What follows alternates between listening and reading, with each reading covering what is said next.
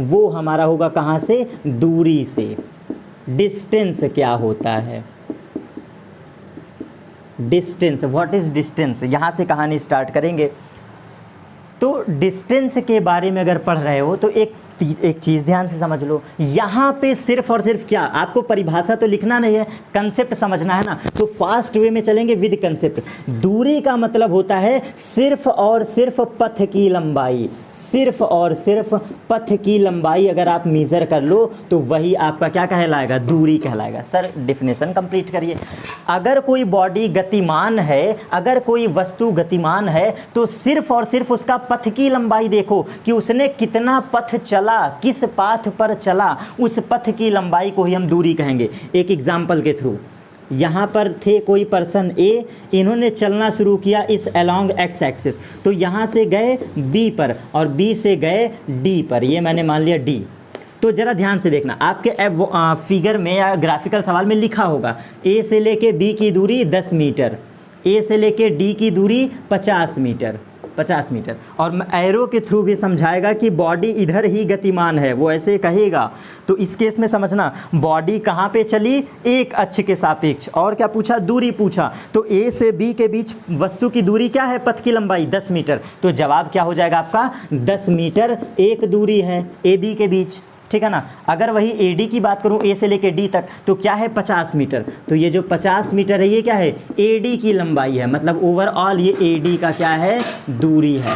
और अगर लैंग्वेज वाली बात करें तो कोई गतिमान वस्तु जिस वास्तविक पथ पर चल रही है उसके पथ की लंबाई को ही क्या कहते हैं, दूरी कहते हैं, ठीक है ना। ये बात याद रखिएगा। और चेंज इन पोजीशन से कभी मत भटकिएगा, चेंज इन पोजीशन हमेशा याद रहना चाहिए, क्योंकि इसके हर एक टॉपिक में चेंज इन पोजीशन बार बार आएगा, स्थिति में परिवर्तन बार बार आएगा, ठीक है। डिस्टेंस हो गया। डिस्प्लेसमेंट की बात करते हैं, इसको डीप में समझिएगा। डिस्प्लेसमेंट क्या होता है, डिस्प्लेसमेंट हिंदी में कहते हैं विस्थापन, हिंदी में कहते हैं विस्थापन। इसका कीवर्ड सुन लो, कीवर्ड।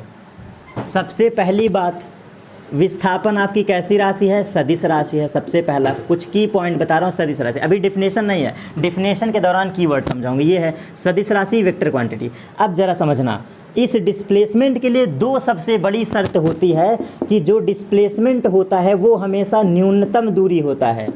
जो डिस्प्लेसमेंट होता है वो हमेशा न्यूनतम दूरी होती है। सर न्यूनतम दूरी का क्या मतलब है, मतलब जितना छोटे से छोटा सूक्ष्मतम लंबाई, जितने छोटे से छोटा आपका सूक्ष्मतम लंबाई तुम निकाल सकते हो वो दूरी निकालना, पहली चीज़। और दूसरी बात, इसका कीवर्ड, ये न्यूनतम दूरी सिर्फ और सिर्फ दो बिंदुओं के बीच होना चाहिए। तो ये डेफिनेशन आपकी कंप्लीट हो गई। किसी गतिमान वस्तु के दो बिंदुओं के बीच न्यूनतम दूरी को ही क्या कहते हैं, विस्थापन। तो ये क्या है, दो बिंदुओं के बीच का कैसा दूरी होना चाहिए, न्यूनतम दूरी होना चाहिए। कीवर्ड समझ में आया। अगर कोई बॉडी गतिमान है तो सिर्फ और सिर्फ उसके दो बिंदुओं के बीच का दूरी नाप लो और वही दो बिंदुओं के बीच की दूरी क्या कहलाएगा, विस्थापन कहलाएगा। बशर्ते एक सबसे बड़ी कंडीशन है कि वो दूरी न्यूनतम होनी चाहिए। अगर न्यूनतम नहीं है तो फिर वो विस्थापन नहीं होगा, ठीक है ना। और ये आपको पता है, आपके बुक में इसी लैंग्वेज को लिखता है, वो दो बिंदु क्या क्या हो सकते हैं, अंतिम बिंदु माइनस प्रारंभिक बिंदु, अंतिम बिंदु माइनस प्रारंभिक बिंदु। अब ये हमारा कंप्लीट डेफिनेशन समाप्त। मतलब कि कोई गतिमान वस्तु के अंतिम बिंदु तथा प्रारंभिक बिंदु के बीच की न्यूनतम दूरी क्या कहलाती है, विस्थापन कहलाती है। डिस्टेंस बिटवीन टू पॉइंट, कौन कौन सा, final point and initial point. और ये डिस्टेंस कैसा होना चाहिए, बिल्कुल मिनिमम होना चाहिए। एक एग्जाम्पल के थ्रू लेते हैं, ज़्यादा अच्छा समझ में आएगा। कोई बॉडी है सर्कल पर गतिमान है। सर्कल मतलब एक वृत्त में गति करे, ज़रा ध्यान से समझना, एक सर्कल में गति करिए। कंसेप्ट समझो, ये मैंने माना पॉइंट ए, ये मैंने माना पॉइंट बी एंड ये मैंने माना पॉइंट सी, ठीक है ना।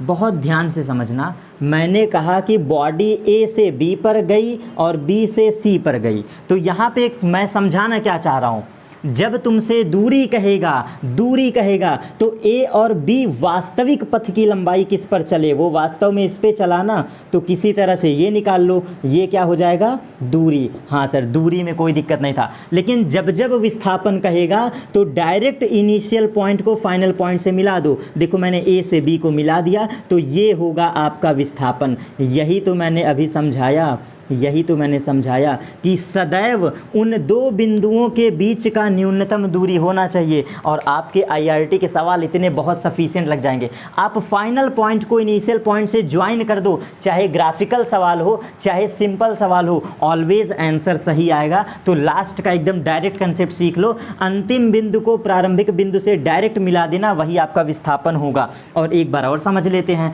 अगर ए से सी का कहेगा तो ये जो सर्कल चला है ना, ये क्या कहलाएगा, दूरी कहलाएगा। ये जो सर्कल इस पाथ पे चला है जो मैं ये प्लॉट कर रहा हूँ, ये दूरी कहलाएगी। ये क्या कहलाएगा, ए से लेके सी का दूरी। लेकिन विस्थापन कहेगा तो फिर क्या करेंगे, ए को सी से डायरेक्ट ज्वाइन कर दो, ए को सी से डायरेक्ट ज्वाइन कर दो, तो ये आपका क्या कहलाएगा, विस्थापन। आई होप ये समझ में आ गया होगा ये भी पॉइंट। डिस्प्लेसमेंट सिर्फ और सिर्फ 2 पॉइंट के बीच एग्जिस्ट करता है, final point and initial point. यही रीज़न है कि दो बिंदुओं के बीच की दूरी फिक्स होने के कारण इसे सदिश राशि कहते हैं, क्योंकि दो बिंदुओं के बीच की दूरी भी फिक्स होती है और दिशा भी फिक्स होता है, तभी इसको सदिश राशि कहते हैं। ठीक है, इतनी बातें समझ में आ गई। तो हम जाने थे कि दूरी क्या होता है, विस्थापन क्या होता है, यहाँ तक हमने सीखा था। तो अब थोड़ा सा बेसिक पॉइंट बात कर लेते हैं कि ये दूरी विस्थापन, देखो साथ साथ लिखें कुछ बेसिक पॉइंट्स। ज़रा सोचना, दूरी जो हमारा होता है, जो डिस्टेंस होता है, वो किसी भी डायरेक्शन में चल सकते हैं। तो इससे क्या समझ रहे हो। अच्छा ये मुझे बताओ, मैंने कहा पथ की लंबाई ना, दूरी की एक सबसे बड़ी खूबी होती है कि ये ऑलवेज पॉजिटिव होता है। मतलब दूरी किसी भी बॉडी का सदैव पॉजिटिव होता है, ये कभी निगेटिव हो ही नहीं सकता है। अगर कोई बॉडी है स्ट्रेट लाइन पर या फिर कहीं भी चल रही है, चाहे जैसे, तो वो कुछ ना कुछ तो स्थिति में परिवर्तन करेगा ना, चेंज इन पोजीशन कुछ ना कुछ तो करेगा। उस दौरान इस दूरी की सबसे बड़ी खूबी है कि दूरी सदैव कैसी होती है, धनात्मक होती है। ये इंपॉर्टेंट पॉइंट याद रखिएगा, दूरी सदैव धनात्मक होती है। और क्या हो सकता है, दूरी आपका जीरो भी हो सकता है। अगर बॉडी नहीं चला है तो भाई दूरी क्या हो जाएगा, शून्य भी हो सकता है। आपसे ये क्वेश्चन भी कर सकता है कि डिस्टेंस क्या क्या हो सकता है, पॉजिटिव हो सकता है और ज़ीरो हो सकता है, क्या निगेटिव हो सकता है। तो दूरी कभी ऋणात्मक नहीं हो सकती, वो कभी निगेटिव नहीं हो सकता। ठीक है ना, ये दो इंपॉर्टेंट पॉइंट यहाँ पे याद रखिएगा। और ज़रा ये बताना, दूरी है, आप जैसे मैं कहता हूँ कि यहाँ प्रयागराज से आगरा की दूरी बताओ, कुछ ना कुछ होगा। तो उसको जब मेज़रमेंट करोगे तो किस में मापोगे, किस में उसका मात्रक क्या होगा, हमेशा किलोमीटर उसका मात्रक होगा या मीटर होगा या सेंटीमीटर होगा। तो एसआई सिस्टम में हमने पढ़ा था कि लंबाई का मात्रक और दूरी का मात्रक क्या होता है, मीटर होता है। रखने को तो आप किलोमीटर भी रख दो, सेंटीमीटर भी रख दो, no matter, but standard definition लेके चलते हैं ना, तो दूरी का मात्रक ऑलवेज कैसा होना चाहिए, मीटर होना चाहिए। जब सवाल को पढ़ना तो दूरी हमेशा किस में रखना, मीटर में रखना। ठीक है, तो ये 3 बातें हो गई। दूरी सदैव धनात्मक होती है, दूरी सदैव शून्य हो सकती है, मतलब में भी शून्य हो सकती है, और दूरी का मात्रक मीटर होता है। अब जरा विस्थापन की बात कर लेते हैं। विस्थापन में ऑलरेडी हमने बताया था कि ये सदिश राशि होती है, वेक्टर क्वांटिटी होती है, बिल्कुल सही है। लेकिन विस्थापन के केस में समझना, विस्थापन तुम्हारा धनात्मक भी हो सकता है, मतलब पॉजिटिव हो सकता है, ऋणात्मक भी हो सकता है। अभी समझाता हूँ कैसे, ऋणात्मक भी हो सकता है, और क्या हो सकता है, और डिस्प्लेसमेंट शून्य भी हो सकता है। विस्थापन आपका तीनों हो सकता है, पॉजिटिव, निगेटिव एंड शून्य, तीनों हो सकता है। ठीक है, ये बातें। और भाई जाहिर सी बात है, विस्थापन भी क्या था, दो बिंदुओं के बीच की दूरी थी ना, तो इसका भी मात्रक क्या होगा, मीटर ही होगा, सिर्फ और सिर्फ मीटर ही होगा। ठीक है, इतनी बातें क्लियर। अच्छा, ये कैसे पॉजिटिव, कैसे निगेटिव, कैसे ज़ीरो हो गया, ज़रा इसी फिगर पे ध्यान दो, ज़रा सा एग्जांपल्स के थ्रू समझा देते हैं जिससे क्लियर हो जाए सारी बातें। मैंने कहा ये पॉइंट ओ है, ठीक है ना, ये पॉइंट ए है, ये पॉइंट बी है। ज़रा ध्यान से समझ लेना, ओ से लेके ए की दूरी है 15 मीटर और ओ से लेके बी की दूरी है 20 मीटर। ठीक है ना, अगर मैं कहता हूँ कि ओ से लेके ए की दूरी बताओ, ओ से लेके ए की दूरी बताओ तो 15 मीटर बोलोगे। लेकिन ज़रा एक चीज़ ज़रा समझना, ये बॉडी हमारी ओ से गया, इस ओ से ए के बीच की बात कर रहे हैं, ओ से ए के बीच में, यहाँ पे दूरी भी पॉजिटिव है और डिस्प्लेसमेंट भी पॉजिटिव है। कैसे? अगर बॉडी का ये 2 पॉइंट का बीच देखो तो प्लस में पॉजिटिव है। सर ज़ीरो कैसे हो सकता है? अगर हमारा बॉडी का इनिशियल पॉइंट भी यही है और फाइनल पॉइंट भी यही है, तो जब इनिशियल और फाइनल पॉइंट नहीं चेंज होता उस समय डिस्प्लेसमेंट ज़ीरो हो सकता है। ये हो गया। और धनात्मक कब होगा? अगर बॉडी लगातार आगे चल रही है तो सिंपल सी बात है धनात्मक होगा। लेकिन प्रॉब्लम यह है कि ऋणात्मक कब होता है? इसी एग्जाम्पल में देखो, हमने कहा बॉडी ओ से गई बी तक, ओ से गई बी तक, और फिर ये बॉडी वापस लौटी यहाँ पर आ गया, यहाँ पर आ गया। ठीक, बॉडी हमारी गई और यहाँ पे आ गया। तो अब इसको कैसे निकालेंगे? तो इस समय आप खुद देखोगे, पहले बॉडी यहाँ से यहाँ गई और वापस लौटते लौटते इधर आ गया। तो यहाँ से यहाँ के बीच का डिस्प्लेसमेंट क्या है? साफो साफ दिख रहा है, निगेटिव। सर कैसे? क्योंकि छोटी दूरी में से बड़ी दूरी घटा रहे हो, छोटी दूरी में से बड़ी दूरी घटाओगे तभी तो ये डिस्प्लेसमेंट आएगा, ये वाला। क्योंकि डिस्प्लेसमेंट क्या होता है?